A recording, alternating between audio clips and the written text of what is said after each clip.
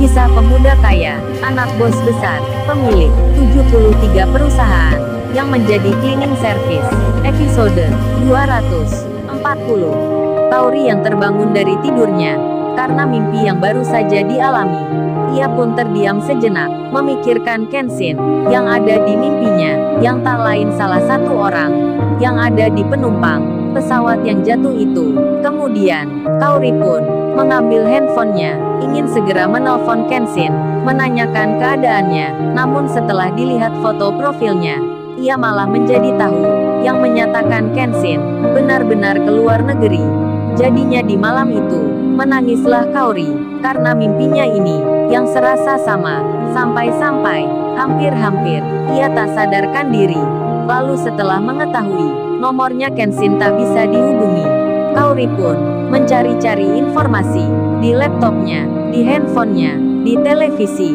Semua dilakukannya, untuk mencari berita, yang seperti di mimpinya. Setelah membuka sana-sini, Kaori itu tak menemukan. Hatinya pun sedikit lega, lalu ia mencoba lagi, menelpon nomornya Kenshin, yang sedari tadi, tak ada suaranya. Bahkan Kaori mengulangnya, hampir 10 kali lamanya, namun yang didapatnya, masih saja tetap sama. Ia pun lalu keluar kamar, ingin bertanya ke ayahnya, tentang kabar Kenshin.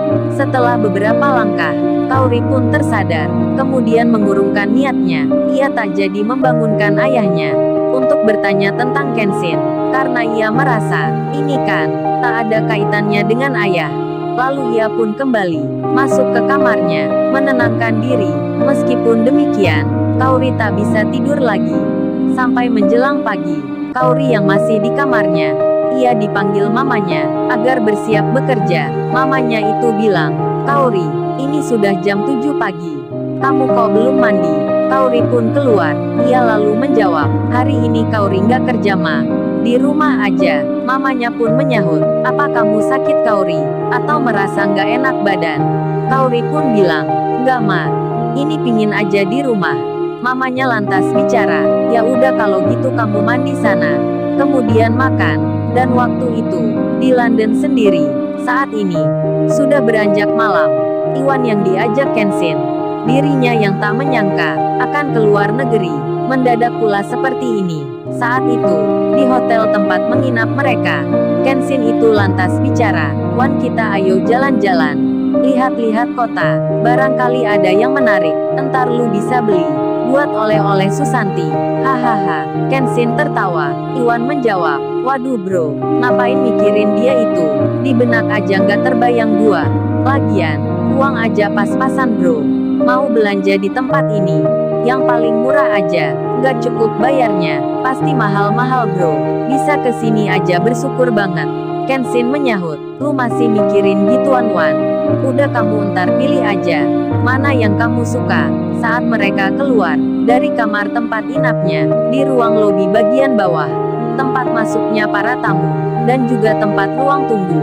Di situ, terlihat Ririn yang lagi duduk. Ia bersama pegawai kantor pusat, nampak sedang menunggu makanan dan minuman yang sedang dipesankan. Rupanya, di waktu kemarin, Ririn memang masuk daftar orang yang diikut sertakan, karena selama ini, kinerjanya dianggap baik sekali. Ia dipilih, agar bisa mempelajari perusahaan yang ada di luar negeri. Apalagi Ririn itu, memang disukai oleh staf di kantor pusat, yang menyangkut pekerjaannya. Jadinya ia pun kini, mengikuti meeting di sini. Berangkatnya pun kemarin, bersama-sama, Kenshin, yang turun bersama Iwan. Ia pun melihat Ririn, kemudian mendatanginya. Lalu Kenshin bicara, oh iya Rin, kamu mau ikut nggak jalan-jalan sama kita? Mumpung di sini, kapan lagi nih, kita bisa menikmati suasana di negeri orang. Mendengar ajakan Kenshin, Ririn pun langsung mengiyakan. Ia tak jadi makan, dan bersama Iwan, mereka pun keluar, untuk melihat suasana kota, yang ada di London. Sementara, si Rena, pemilik usaha roti, meskipun restorannya belum resmi dibuka, di hari ini, di pagi ini, restoran roti itu kedatangan seseorang yang hendak akan memesan. Seseorang itu bilang, maaf permisi ya mbak, ini saya mau pesan makanan beserta rotinya, sepaket semua, apa bisa dibikinkan? Untuk besok ya, si Rena lalu menjawab, meskipun tempatnya ini belum dibuka penuh. Lantas ia pun bilang, oh itu bisa pak, emangnya butuh berapa ya? Si pemesan itu menyahut, ini mbak saya butuh 1000 porsi. Berapa ya harganya? Saat mendengar itu, si Rena pun terkejut, banyak sekali jumlahnya. Lalu ia pun bertanya, bapaknya serius pesan segitu? Yang ditanya pun bicara, iya mbak saya serius. Sambil mengeluarkan uang dari dalam tasnya, si Rena itu lalu bilang, oh ini pak maaf sebelumnya. Kalau pesanannya 1000 porsi, untuk besok, kami nggak bisa pak, soalnya belum siap semuanya. Lalu bapak pemesan itu pun berkata, bukan untuk besok mbak, tapi saat hari pertama puasa, yang kurang 3 hari. Si Rena pun menyahut, oh kalau masih 3 hari, mungkin kami bisa, dan kesepakatan pun dibuat. Si Rena menerimanya, lantas ia mengabarkan ke semua pegawainya tentang pesanan itu.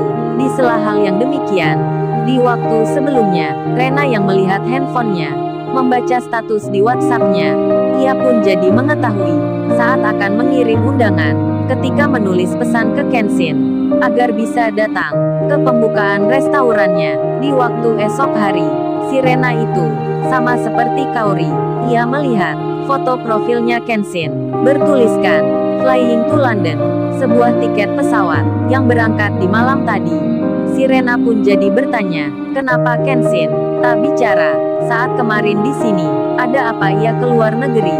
Apakah lama di sana? Jadinya si Rena merasa gundah, menjadi gelisah karena tak sempat mengucap salam. Meskipun demikian, ia tetap mengirim pesan tentang undangan itu, walaupun statusnya tak terkirim, belum terbaca, dan waktu pun berjalan. Kini menginjak di sore hari. Kaori yang semenjak tadi ada di rumahnya sendiri, akhirnya kini ia jadi tenang sekali karena sepanjang hari tak ada berita seperti yang dimimpinya. Lalu Kaori di waktu ini berencana akan keluar di saat yang sama. Yudis dan teman-temannya selepas pulang kerja di sore waktu ini akan berkunjung ke bangunan bekas anak yatim yang kini sudah dikosongkan. Yudis itu berencana melihat-lihat sekalian merancang ruangan sebagai tempat usahanya. Mereka pun berangkat, namun sebelumnya Yudis menelpon Niken agar sore ini Niken itu mengajak Rena ke suatu tempat. Yudis itu berkata, gimana Niken, lu sudah bilang ke Rena tentang tujuan kita? Niken pun menjawab, sudah Yud, tenang semua beres. Tadi katanya Shirley juga menelpon Rena, sore ini kita sudah janjian. Tenang aja kita nggak bilang. Jika di sana ada kamu, kan lu maunya surprise. Yudis menjawab, baiklah, terima kasih kalau gitu. Aku tunggu kedatangannya. Rupanya si Yudis ingin Rena ke tempatnya dengan memakai cara seperti itu. Dan yang ditunggu pun tiba. Si Rena bertemu Shirley, Niken, serta teman yang lainnya. Mereka semua langsung menuju ke tempat yang saat ini ada Yudis di dalamnya. Si Yudis itu memang ingin sekali menunjukkan ke Rena kalau dirinya benar-benar cinta. Yudis itu bermaksud tempat usaha ini akan dinamakan seperti nama ceweknya. Waduh, gawat, bukannya di sebelah bangunan itu ada restoran makanan roti yang pemiliknya bernama sama. Waktu yang berjalan, kini Rena yang pulang kerja bersama Shirley dan Niken serta juga teman yang lainnya. Saat ini mereka tiba di depan bangunan yang tak jauh dengan properti yang dibeli Kenshin kemarin. Mereka itu turun dari mobilnya, kemudian berjalan bersama menuju tempatnya Yudis. Sedang si Rena pemilik restoran, di saat bersamaan, ia ada di tempat anak yatim yang baru pindah itu. Rupanya si Rena memberikan bingkisan yang berisi makanan. Kemudian ia pun ditanya oleh salah satu pengasuhnya tentang Kenshin, siapa sebenarnya pemuda itu. Lalu, bagaimana kisah selanjutnya? Subscribe channel ini untuk episode berikutnya. Terima kasih.